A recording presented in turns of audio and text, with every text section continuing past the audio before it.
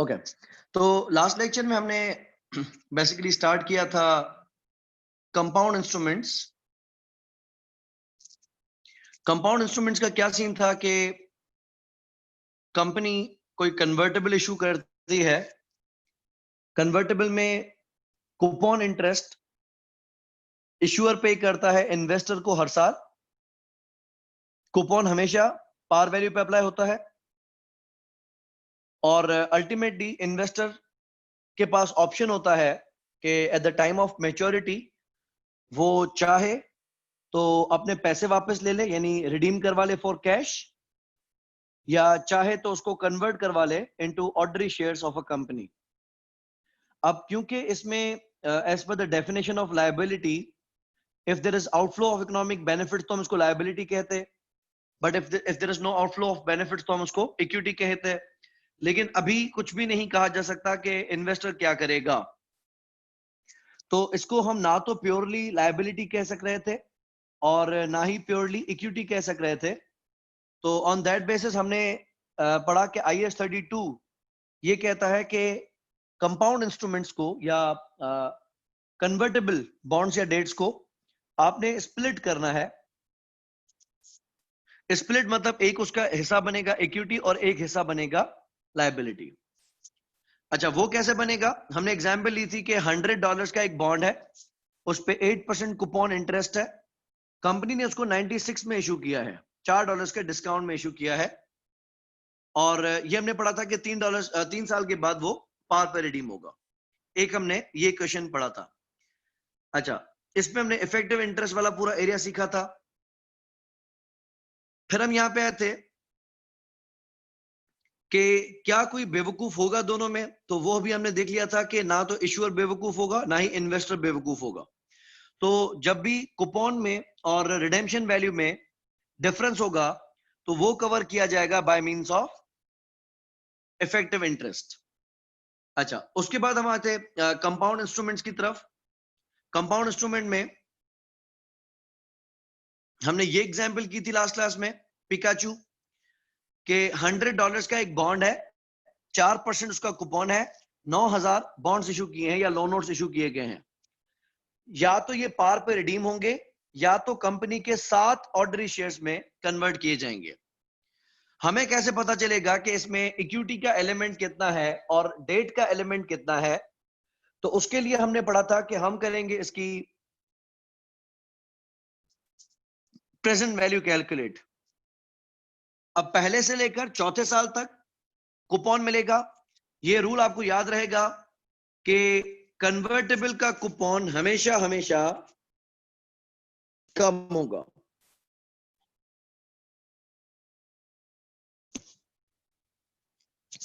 जब कन्वर्टेबल का कूपन कम होगा और नॉन कन्वर्टेबल का इंटरेस्ट ज्यादा होगा, यानी आप कम कैश फ्लो कमा रहे हैं और ज्यादा आपके कॉस्ट ऑफ कैपिटल है, रिक्वायर्ड रेट ऑफ रिटर्न ज्यादा है, तो उसूल ये कहता है कि एनपीवी हर सूरत नेगेटिव ही आएगी। हमने रखा था 4% वाला कैश फ्लो और 7% का डिस्काउंट, तो उसकी प्रेजेंट वैल्यू आ रही थी 808,640, जबकि पैसे इन्वेस्टर ने दिए हैं 9 लाख रुपए। बात हम ये डिस्कस कर रहे थे कि क्या इन्वेस्टर बेवकूफ है कि 8,08,640 रुपए वाली चीज के 9 लाख रुपए देगा और 91,360 रुपए की नेगेटिव एनपीवी वाला प्रोजेक्ट लेगा? तो हम इस बात पे एग्री कर रहे थे कि बेवकूफ नहीं है, लेकिन उसके जहन में कोई और लालच पल रही है। वो लालच क्या थी? वो लालच थी कन्वर्जन की।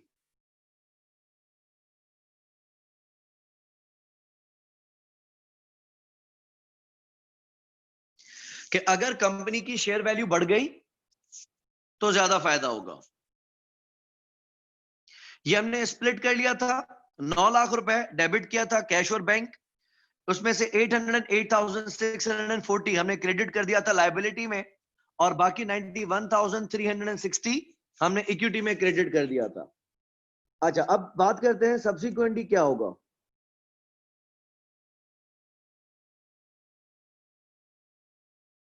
Subsequently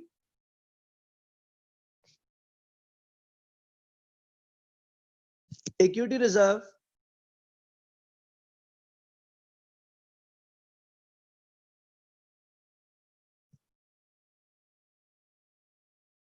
will remain in equity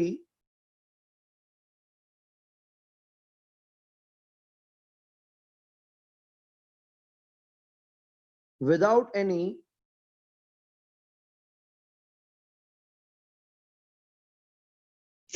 further movement. Equity के जो $91,360 हैं, इसको आप मैच्योरिटी तक कुछ भी नहीं करोगे, ये ऐसा का वैसा पड़ा रहेगा। जबकि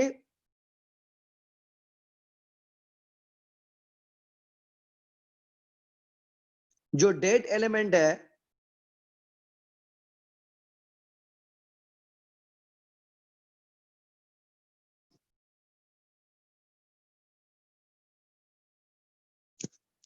इसको हम हर साल अमोर्टाइज करेंगे। कैसे करेंगे? हमारे पास लायबिलिटी दिख रही होगी 4% कन्वर्टेबल लोन नोट।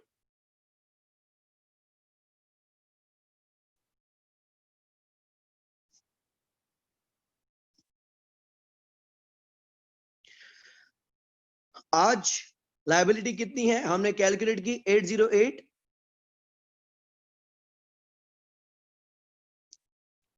640। इस पे हम इफेक्टिव इंटरेस्ट लगाएंगे जो मार्केट में चल रहा है, माइनस करेंगे कूपन जो हम दे देंगे, और फिर रह जाएगा CD balance. Effective interest market में कितना चल रहा है? 7%। अच्छा, अब हम क्या करेंगे? पहले साल 808640 पे लगाएंगे 7%। कितना बनेगा 808640 का 7%?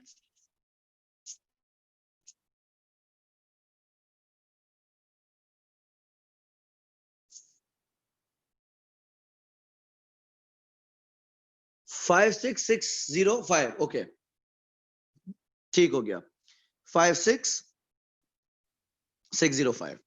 तो हमारे ऊपर इंटरेस्ट लग रहा है 56,605 का, जबकि हम देंगे कितना?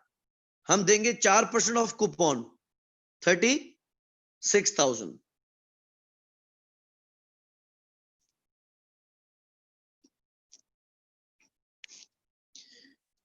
तो पहले साल के आखिर में हम डेबिट करेंगे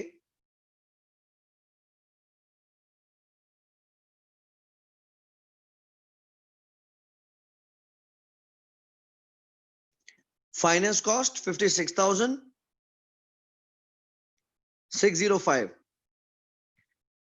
क्रेडिट करेंगे कैश और बैंक। इन्वेस्टर को पैसे हम देंगे कितने? 36,000। बाकी कितने पैसे नहीं देंगे? इन दोनों के दरमियान डिफरेंस कितना है?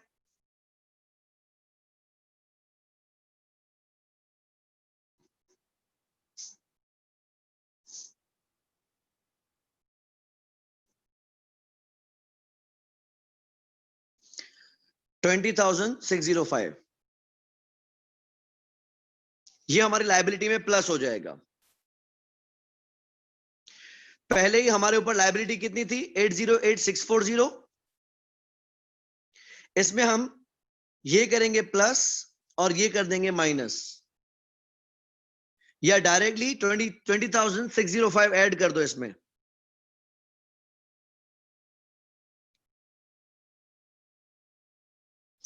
अगर 808640 में 20,605 प्लस कर दे तो कितना बनेगा?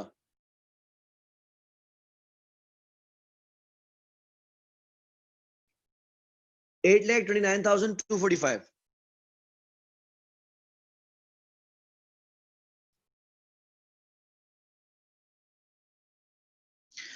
अच्छा, ये हमने लायबिलिटी को मूव किया, इक्विटी को हमने कुछ भी नहीं किया।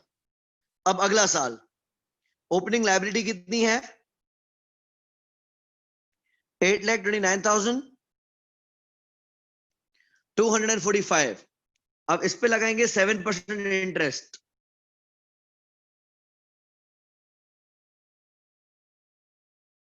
58,047।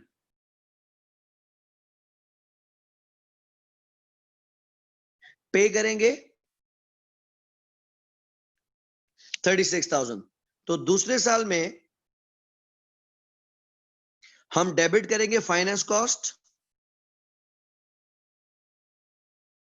58,047, क्रेडिट करेंगे कैश और बैंक 36,000, और दोनों में डिफरेंस कितना है?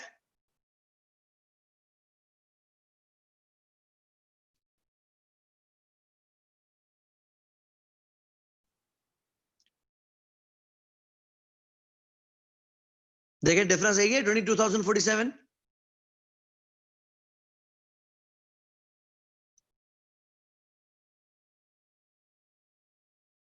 ओके, ये हम कर देंगे प्लस। तो ओपनिंग बैलेंस था 8,29,245 और इसमें हमने क्रेडिट कर दिया 22,047। इसमें जब वो प्लस करेंगे तो कितना बनेगा?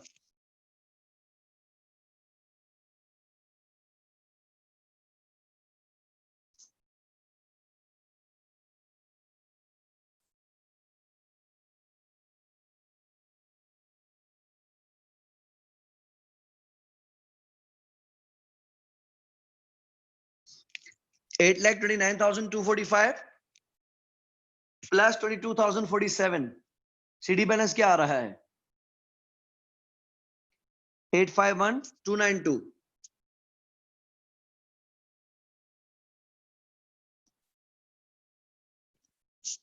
ये हो गया 2 साल। तीसरा साल ओपनिंग बैलेंस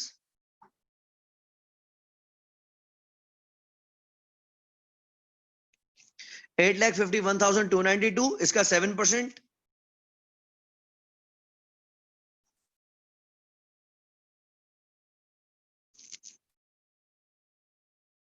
59,590, पे करेंगे 36,000, डिफरेंस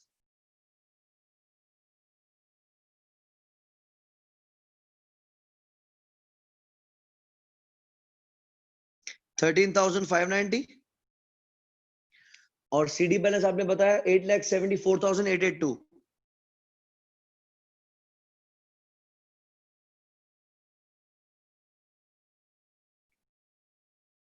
ठीक है, last year opening balance 8,74,882,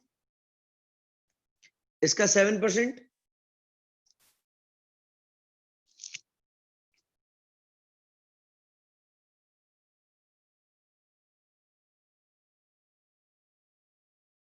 61,242। Okay, पे करेंगे 36,000, सीडी बैलेंस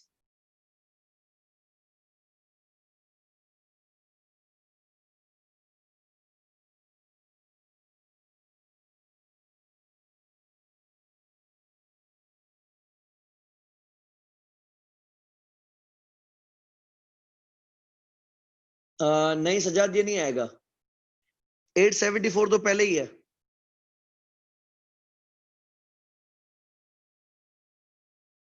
हाँ ओके, 9,124, ठीक है।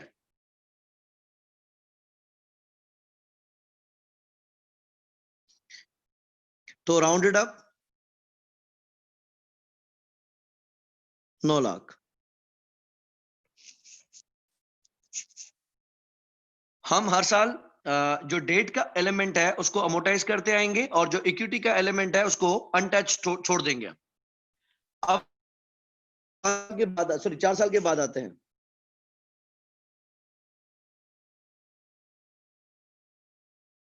तो हमारे पास इक्विटी में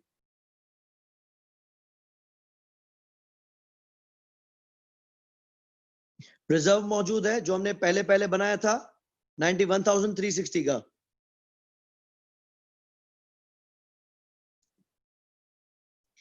और नॉन करेंट लायबिलिटीज में 4% कन्वर्टेबल लोन नोट है। ये कितने पे लिखा हुआ होगा? राउंडेड अप 9 लाख पे। अच्छा, अब वक्त आ गया है कि इसको एक तरफ किया जाए। इन्वेस्टर से पूछते हैं कि बेटा क्या चाहिए। अज्यूम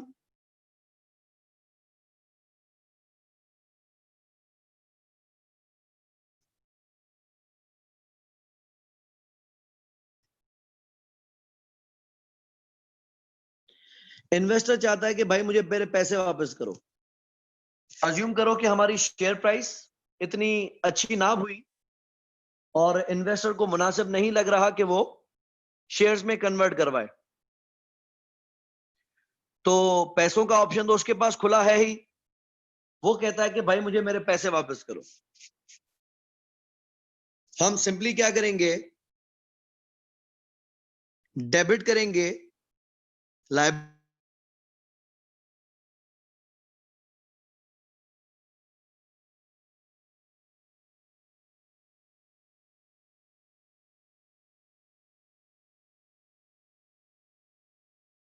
कैश और बैंक।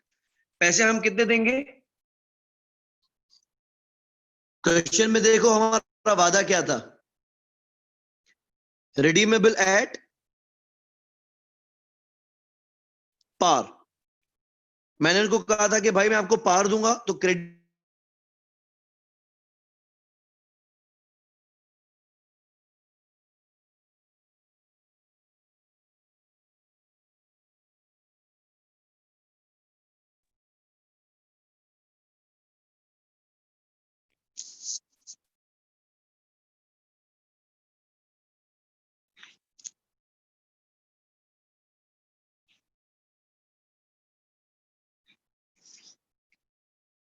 ओके, तो हमारा वादा क्या था कि हम आपको पैसे वैल्यू देंगे 9 लाख रुपए।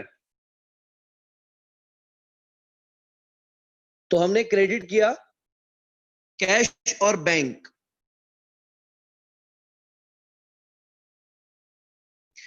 9 लाख रुपए। और लायबिलिटी भी हमारी कितनी रिकॉर्डेड है?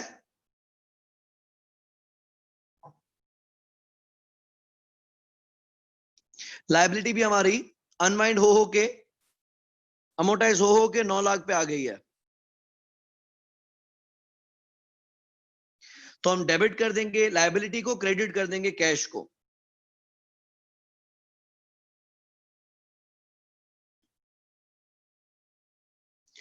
जो इक्विटी में हमारा रिजर्व पड़ा है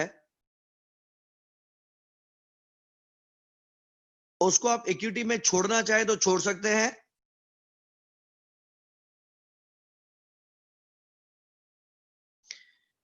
या आप उसको रिटेन अर्निंग्स में ट्रांसफर करना चाहें तो कर सकते हैं। याद रहे ऐसा ही सलूक हम रिवैल्यूएशन सरप्लस के साथ भी करके आए हैं। आईए 16 में उसने कहा था कि अगर रिवैल्यूएशन सरप्लस को आप इक्विटी में छोड़ देते हो तो भी चलेगा, या फिर आप चाहें तो उसको रिटेन अर्निंग्स में ट्रांसफर कर सकते हैं। यहां पे आपने फायदा कर लिया। फायदा ये कि इन्वेस्टर को जहां आपने देने चाहिए थे 7% इंटरेस्ट, वहां आपने उसको दिया 4%। जिस लालच के चक्कर में उसने नुकसान किया, वो लालच उसको रास ना आई, शेयर की वैल्यू ना बढ़ी और पैसे लेके चला गया। लिहाजा उसके लिए नुकसान और हमारे लिए फायदा है। अज्यूम दूसरा,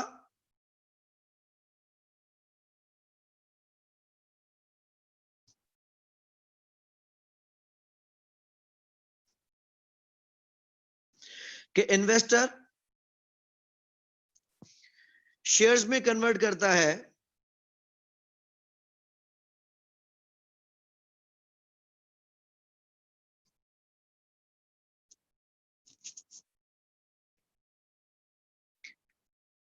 लेट्स से उस वक्त हमारी शेयर प्राइस,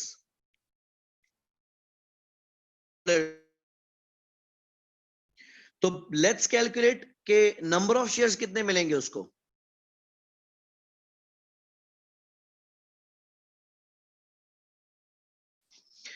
क्वेश्चन में देखते हैं हमारा वादा क्या है। हमने कहा था 7 $1 ordinary shares after 4 years। Loan notes कितने? 9,000। और हर लोन नोट पे शेयर्स कितने मिलने हैं? 7।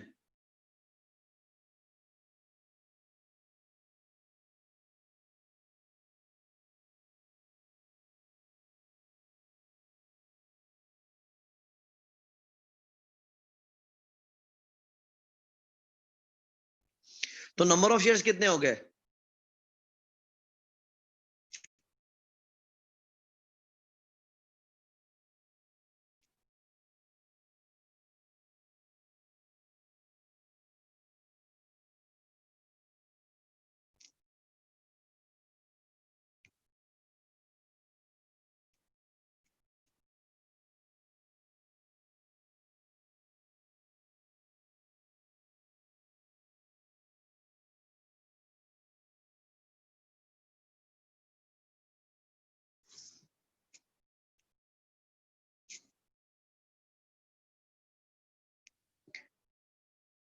यस, नंबर ऑफ ये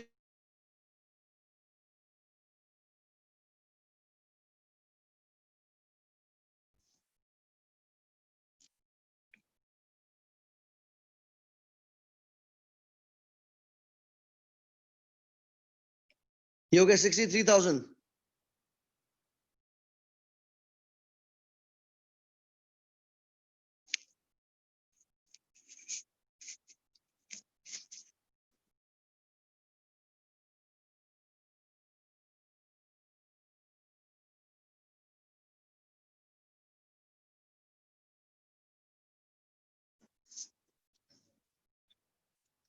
अच्छा, अब हम देखेंगे कि अगर वो शेयर्स में कन्वर्ट कराता है तो हमारी लायबिलिटी खत्म हो जाएगी।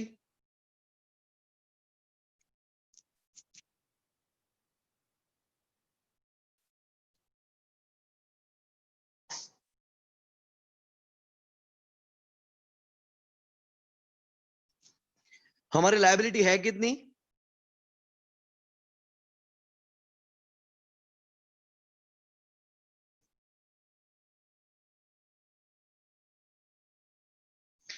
हमारी लायबिलिटी रिकॉर्डेड है 9 लाख की। हमने लायबिलिटी को कर दिया खत्म।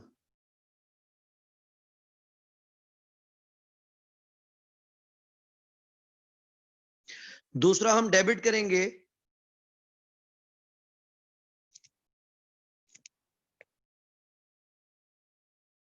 इक्विटी रिजर्व को।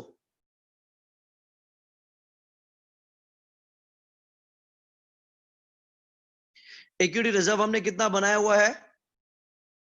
91,360।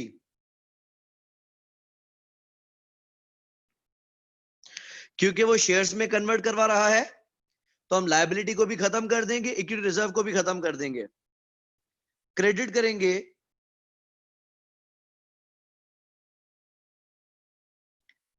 शेयर कैपिटल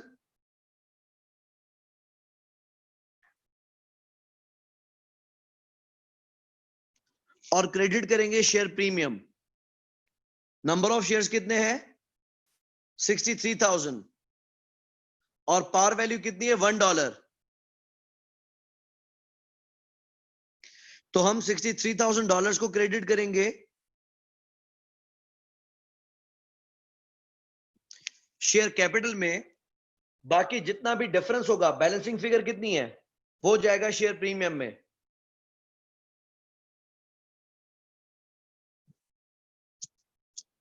या डिफरेंस को कम करने के लिए लेट्स मेक दिस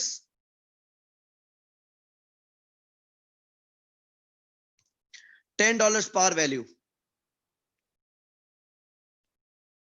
तो उस हिसाब से ये बन जाएगा $630,000। अब देखें बाकी डिफरेंस कितना है, वो जाएगा शेयर प्रीमियम में।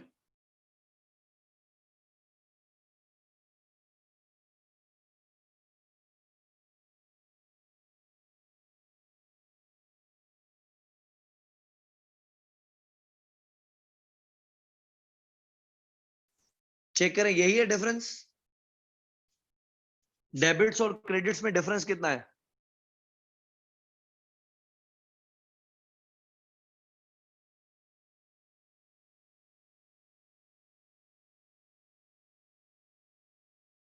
361,000 ओके।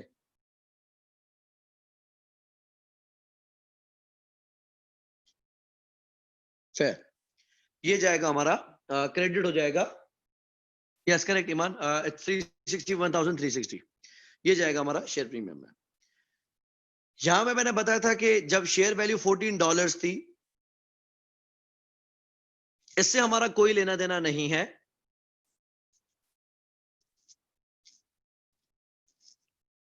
दिवेश देखिए, पहले केस में अगर इन्वेस्टर हमसे पैसे लेके जाता है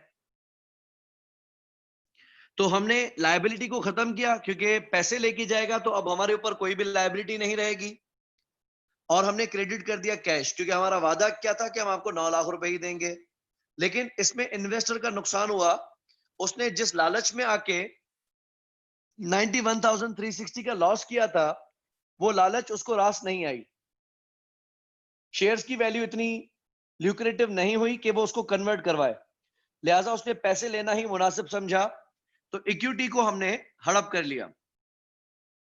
दूसरा केस, अगर इन्वेस्टर आपसे शेयर्स में कन्वर्ट करवाता है तो आप अपनी शेयर्स देने के बाद लायबिलिटी को भी खत्म कर देंगे, और इक्विटी रिजर्व जो एक फायदा आपको होना था कि अगर वो पैसे लेके जाता तो, लेकिन वो पैसे नहीं लेके गया, वो आपसे शेयर्स में कन्वर्ट करवा के जा रहे हैं, तो आपने डेबिट कर दिया इक्विटी रिजर्व को भी। अब इन दोनों का टोटल कितना बन रहा है? 9,91,360। अच्छा, इसमें से हमने क्रेडिट किया शेयर कैपिटल। शेयर कैपिटल कितना बना? नंबर ऑफ शेयर्स आपने निकाले 63,000 मल्टीप्लाई बाय $10, तो 6,33,000 गया शेयर कैपिटल में, और प्रीमियम में गया 3,61,360। ये बेसिकली बैलेंसिंग फिगर है।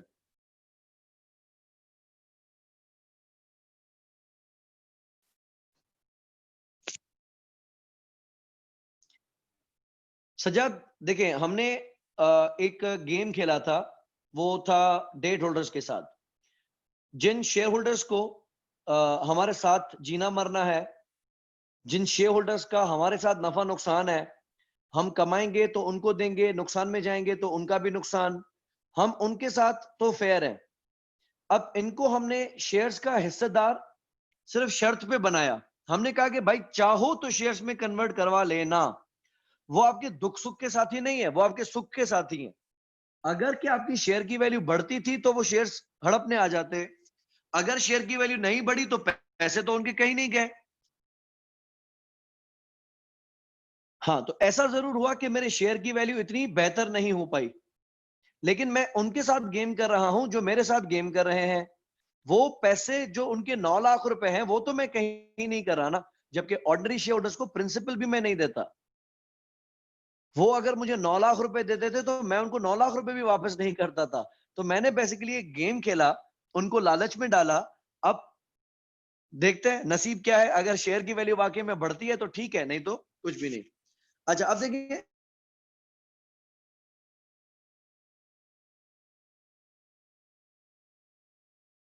3,000 शेयर्स, और हर शेयर की वैल्यू उस दिन कितनी चल रही थी? $14। तो 63,000 शेयर्स की वैल्यू कितनी बनेगी?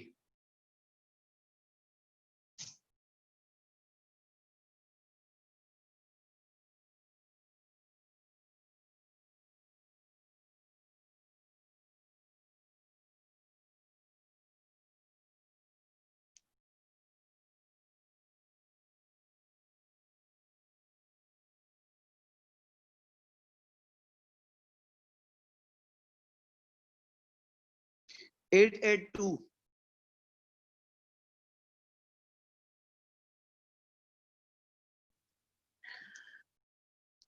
लेकिन याद रहे, इन्वेस्टर अब हमें ये पैसे नहीं देगा।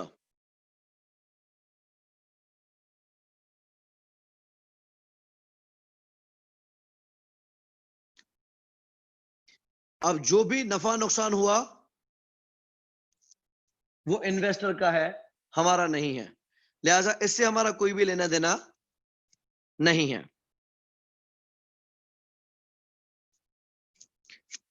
ठीक है, बात समझ में आई? या किसी को कोई कंफ्यूजन है तो पूछ सकते हैं।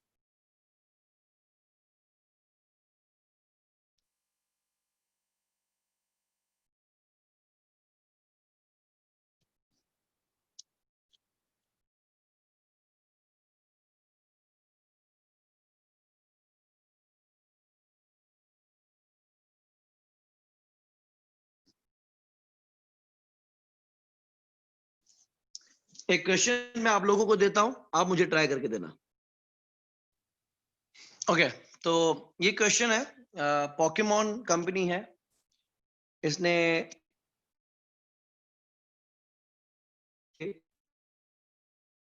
बॉन्ड्स इशू किए हैं। पहले और दूसरे साल में 5-5% इंटरेस्ट देंगे, और तीसरे और चौथे साल में 6-6% कूपन इंटरेस्ट देंगे।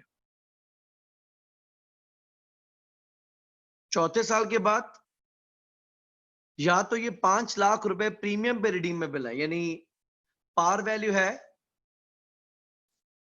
75 लाख, तो रिडीम होंगे ये 80 लाख में।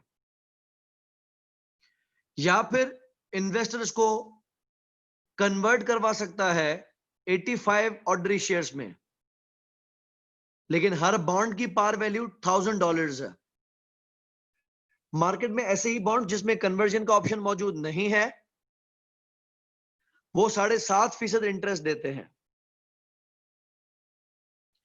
पहले तो आप मुझे ये कैलकुलेशन करके बताएं कि इस इंस्ट्रूमेंट के अंदर इक्विटी कंपोनेंट कितना है और डेट कंपोनेंट कितना है।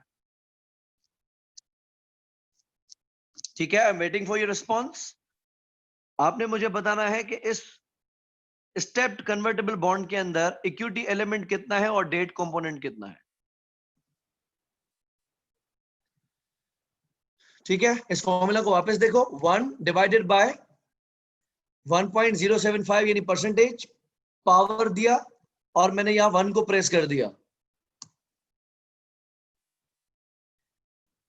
ईमान, इसमें देखें, एक तो हमारे पास है 7.5 मिलियन, उसका 6%,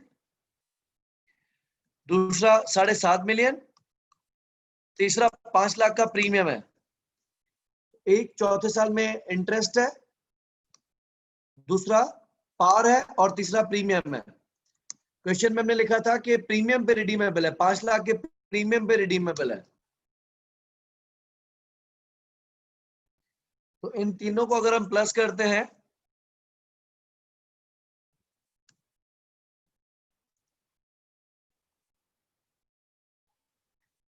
तो यह रहा है 8,450,000।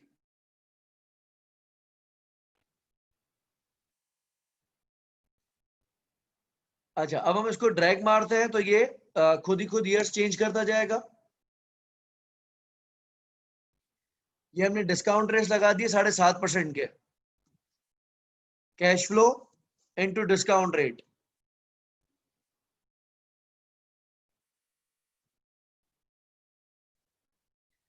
यहां पे हम सम करते हैं,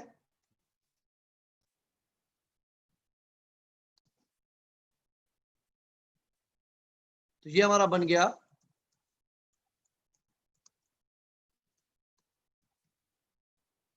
डेट कंपोनेंट।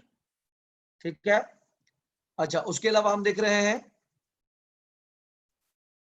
प्रोसीड्स कितनी हुई है, हमें पैसे मिले हैं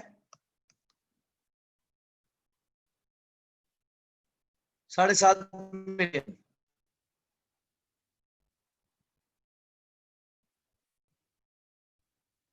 बाकी जो डिफरेंस होता है उसको हम कहते हैं इक्विटी कंपोनेंट। तो 7.5 मिलियन में से प्रेजेंट वैल्यू हमने निकाली 1,37,006 की बना का बन रहा इक्विटी एलिमेंट।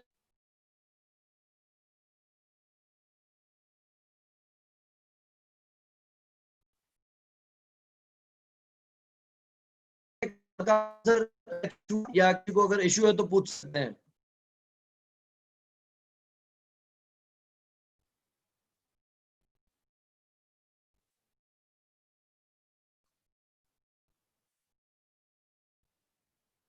अब डेट एलिमेंट को हम क्या करेंगे, अमोर्टाइज करेंगे।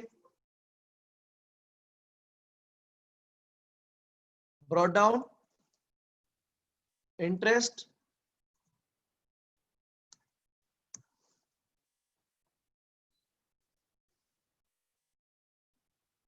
Coupon and CD.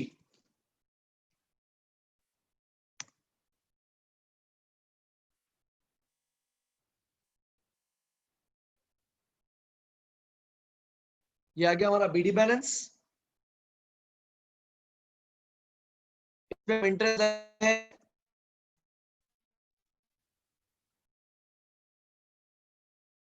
7.5%। कूपन हम पहले साल में कितना दे रहे हैं, 3,75,000। Opening plus interest minus coupon,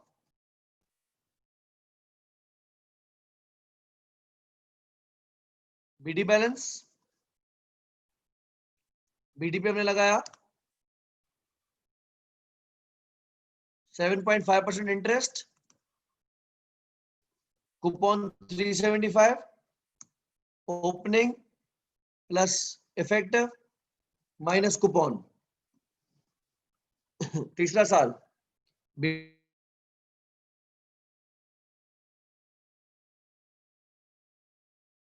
balance 7.5%। तीसरे साल का कैश फ्लो ये है, opening plus interest minus coupon. Last year BD balance, इस पे इंटरेस्ट 4.5 लाख का इंटरेस्ट कूपन होगा, opening plus effective minus coupon. तो हमारा सीडी बैलेंस आप देख सकते हैं,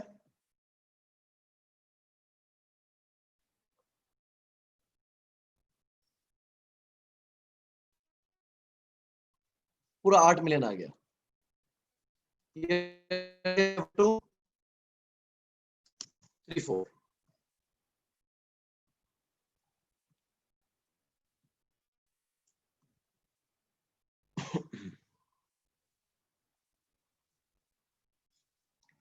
ठीक है।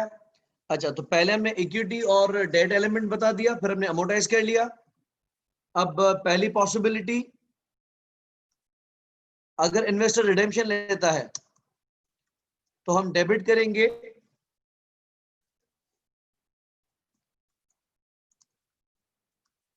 Convertible bonds. वैल्यू हमारे पास रिकॉर्डेड है 8 मिलियन, और क्रेडिट कर देंगे हम कैश और bank by the same amount, क्योंकि हमने कहा था इसको हम 5 लाख प्रीमियम पे रिडीम करेंगे। तो ये हो गया 5 लाख का प्रीमियम। अगर इन्वेस्टर जाता है कन्वर्जन की तरफ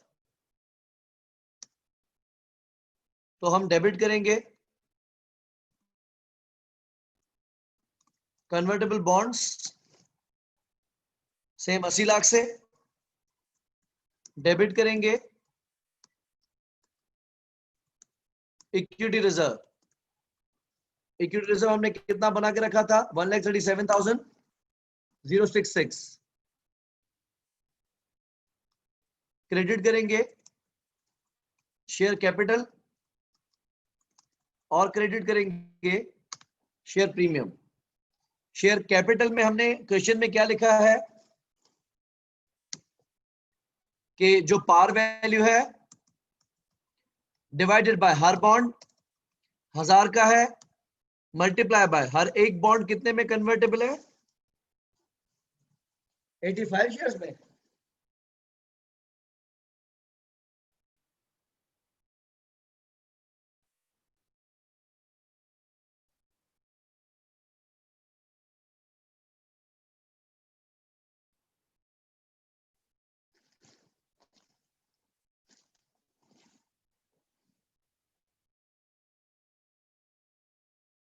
वारिस आप डायरेक्टली अमाउंट लिख सकते हैं, लेकिन उससे फिर क्या होगा, आपको वर्किंग्स अलग अलग से दिखानी पड़ेगी। इसमें क्या होगा, अगर खुदा ना खास्ता मुझे ऊपर पता चलता है कि यार एक जगह पे मैंने मिस्टेक कर दी है, तो जब वो एक जगह की मिस्टेक में ठीक करूंगा तो ऑटोमेटिकली हर जगह की मिस्टेक्स ठीक हो जाएंगी। अब जिस तरह यहाँ पे मैं पूरी कैलकुलेशन दिखा रहा हूँ, 7.5 million divided by 1000 multiply by 85 multiply by 10, ये आगे मेरी शेयर कैपिटल की वैल्यू। अब मैं क्या कर रहा हूँ, debit plus debit minus credit, ये आगे मेरी शेयर प्रीमियम की वैल्यू। तो इससे क्या होगा, अगर मुझे कुछ भी अमाउंट याद आ जाता है और मैं इसको ठीक करता हूं, तो एक जगह ठीक करने से सारी चीजें ठीक हो जाएंगी। लेट्स अज्यूम मुझे याद आ जाता है यार इस क्वेश्चन में प्रीमियम वाला हिसाब तो नहीं था, तो मैं क्या करता हूं, प्रीमियम को यहां पे 0 कर देता हूं। अब देखिए सारी फिगर्स खुद ब खुद ठीक हो गई। यहाँ डेट और इक्विटी का एलिमेंट भी चेंज हो गया, यहाँ बीडी बैलेंस भी चेंज हो गया, यहाँ सीडी बैलेंस भी चेंज हो गया, ये सारी चीजें ऑटोमेटिकली ठीक हो गई। या अभी जिस तरह ईमान ने एकदम से मुझसे पूछा सर ये 8450 कैसे आया, तो मुझे ये क्लिक हो रहा है कि शायद इसने प्रीमियम ये भूल गई होगी। तो मुझे याद आ गया कि यार सारा क्वेश्चन सही किया है, मैंने प्रीमियम नहीं लिखा है, तो मैंने प्रीमियम डाल दिया। तो इससे क्या होगा, पूरा का पूरा क्वेश्चन मेरा ऑटोमेटिकली ठीक हो गया। इस वजह से बेहतर होगा कि आप अपनी प्रैक्टिस में सेल का रेफरेंसेस देना रखे देते रहें, ताकि एक्सेल का हम भरपूर फायदा उठा सकें। अगर हम एक्सेल को भी चलाएंगे अपने सकाफती तरीके से, मैनुअल तरीके से, तो फिर एक्सेल का हमें कोई फायदा नहीं होगा।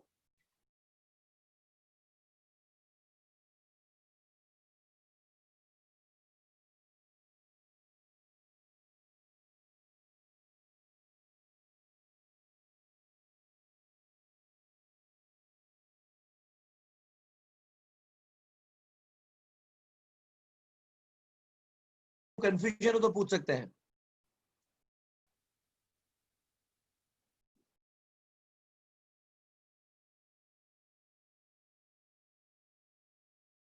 नहीं तो हम आगे चले आप।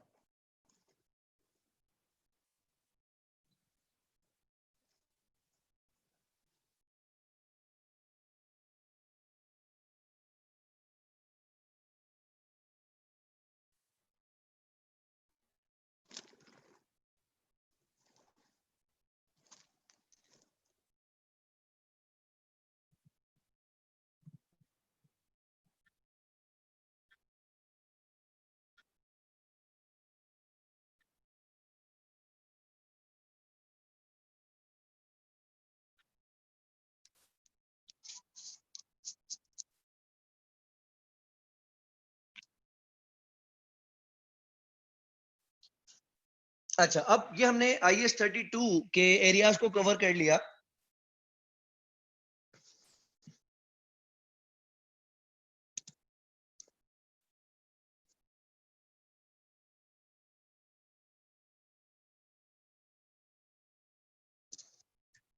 अब हम आते हैं IFRS 9 की तरफ।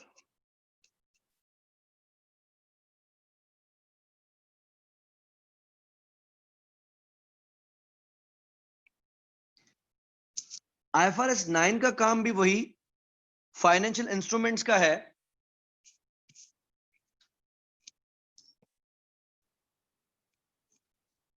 अब इसमें हम सबसे पहले देखते हैं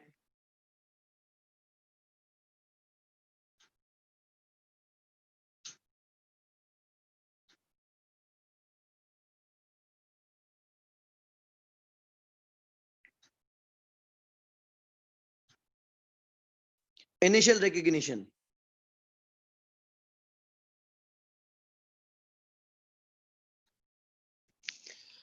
कि किसी भी फाइनेंशियल इंस्ट्रूमेंट को जब हम अपनी फाइनेंशियल स्टेटमेंट्स में पहली बार रिकॉर्ड करेंगे, तो कैसे रिकॉर्ड करेंगे।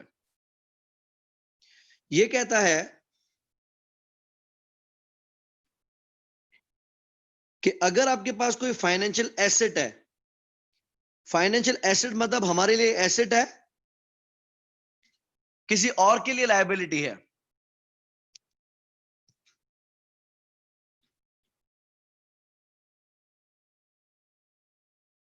और फाइनेंशियल लायबिलिटी मतलब हमारे लिए लायबिलिटी है।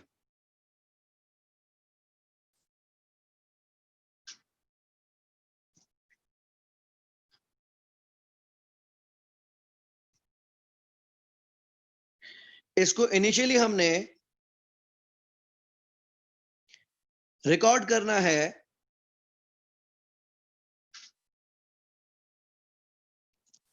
At fair value. Initially financial assets और फाइनेंशियल लायबिलिटीज को हमने रिकॉर्ड किस पे करना है? फेयर वैल्यू पे।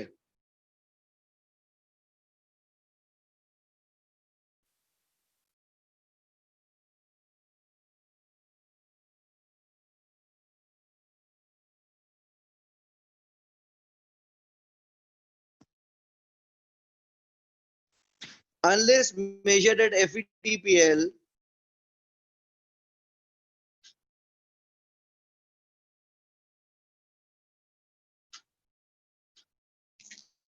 Transaction cost.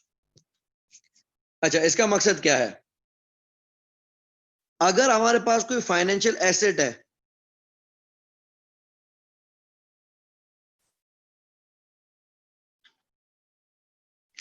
तो नॉर्मली हमारे स्टैंडर्ड्स क्या कहते हैं कि asset should initially be recorded at cost. लेकिन IFRS 9 ऐसी बात नहीं करता। IFRS 9 कहता है asset should initially be recorded at fair value.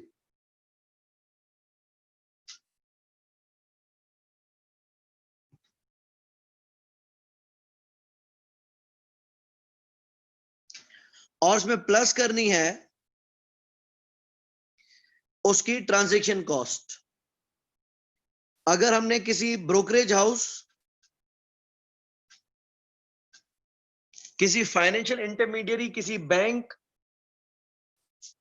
के थ्रू ये शेयर्स, ये बॉन्ड्स, ये लोन नोट्स, ये कन्वर्टेबल्स, ये डिबेंचर्स या प्रेफरेंस शेयर्स खरीदे हैं, यानी हमारे लिए एसेट है, किसी और की इक्विटी या लायबिलिटी है, तो हम उसको उसकी फेयर वैल्यू पे रिकॉर्ड करेंगे और उसको खरीदने में जो भी हमने ब्रोकरेज या कमीशन या ट्रांजैक्शन चार्जेस पे किए हैं वो भी हम ऐड कर देंगे। इसी तरीके से अगर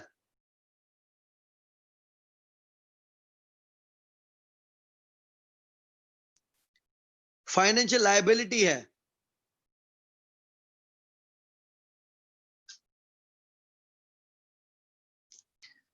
अगर फाइनेंशियल लायबिलिटी है तो उसको भी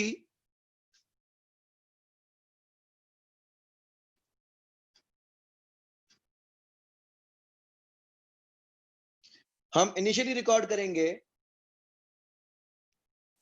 एट फेयर वैल्यू,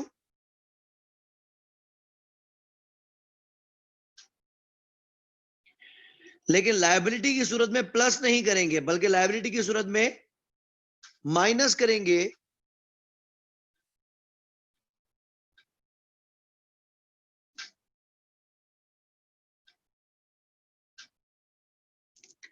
उसकी ट्रांजैक्शन या उसकी issue cost.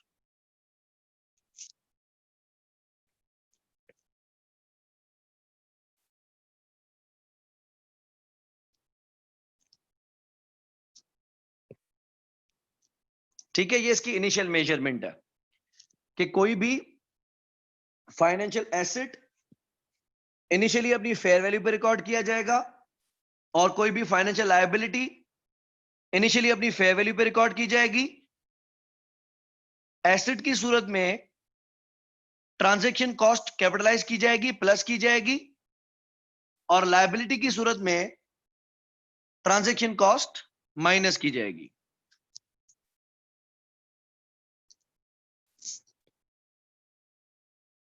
Subsequently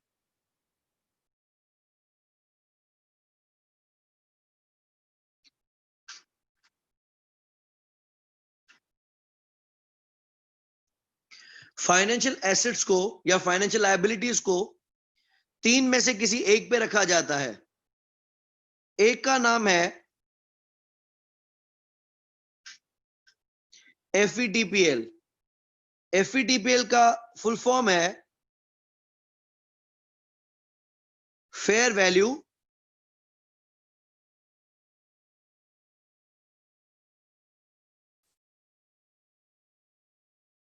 through profit और लॉस। इस केस में हम क्या करेंगे कि उस एसेट या लायबिलिटी को हर साल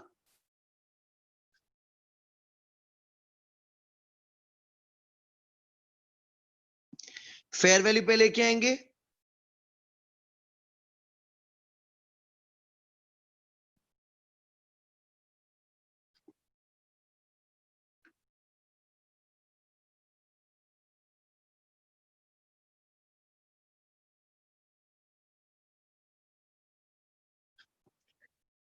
और उसकी फेयर वैल्यू में जो भी चेंजेस आएंगे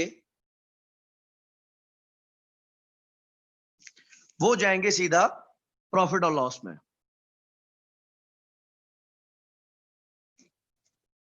इसको हम कहते हैं एफईटीपीएल कि इनिशियली हम उसको रिकॉर्ड करेंगे और सब्सिक्वेंटली हर साल रिकॉर्ड करेंगे फेयर वैल्यू पे with the changes been taken to profit और लॉस।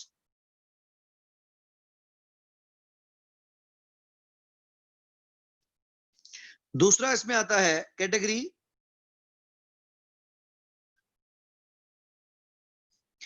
FET OCI. इसका फुल फॉर्म है fair value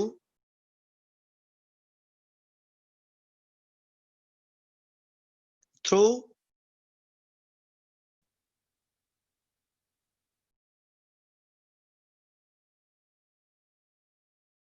other comprehensive income. इसका मकसद है कि ये जो इंस्ट्रूमेंट्स होंगे इनको हम हर साल फेयर वैल्यू पे मेजर करेंगे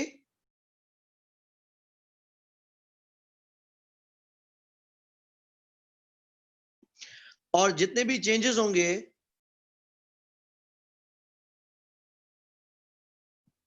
वो प्रॉफिट लॉस में नहीं जाएंगे बल्कि कहां जाएंगे ओसीआई में, इक्विटी में।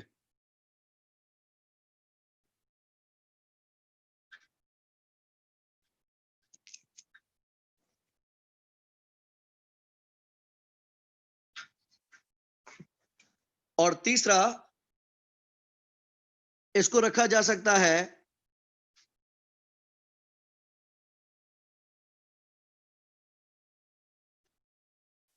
Eight amortised cost. Amortised cost हम देख चुके हैं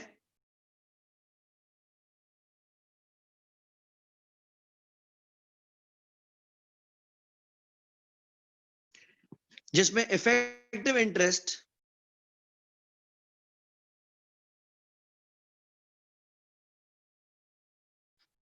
को हम कंपाउंड करते रहते हैं। तो कोई भी इंस्ट्रूमेंट तीनों में से किसी एक चीज पे रखा जा सकता है, या तो आएगा वो एफईटीपीएल पे, या तो आएगा वो एफईटीओसीआई पे, या फिर आएगा वो अमोर्टाइज्ड कॉस्ट पे। लेकिन हम कैसे डिसाइड करेंगे कि क्या चीज एफईटीपीएल पे आएगी, क्या चीज एफईटीओसीआई पे आएगी और क्या अमोर्टाइज्ड कॉस्ट पे आएगी? ये हमें आईएफआरएस 9 गाइड करेगा। ये हमारी चॉइस नहीं है। ऐसा नहीं है कि जिस पे हम रखना चाहें उस पे रखेंगे। ये हमें आईएफआरएस 9 गाइड करेगा। तो आज मैं इसको यहां तक रख रहा हूं। आप इस पे पहले कन्वर्टेबल्स की अच्छी सी प्रैक्टिस कर लें और कल के लेक्चर में हम इंशाल्लाह आईएफआरएस 9 की तरफ फुल फ्लेज आ जाएंगे और जिसमें हम ये पढ़ेंगे कि कौन सा इंस्ट्रूमेंट एफईटीपीएल पे जाएगा, एफईटीओसीआई पे जाएगा या अमोर्टाइज पे जाएगा और वो कैसे जज किया जाएगा, ये भी इंशाल्लाह हम कल की क्लास में कवर करेंगे।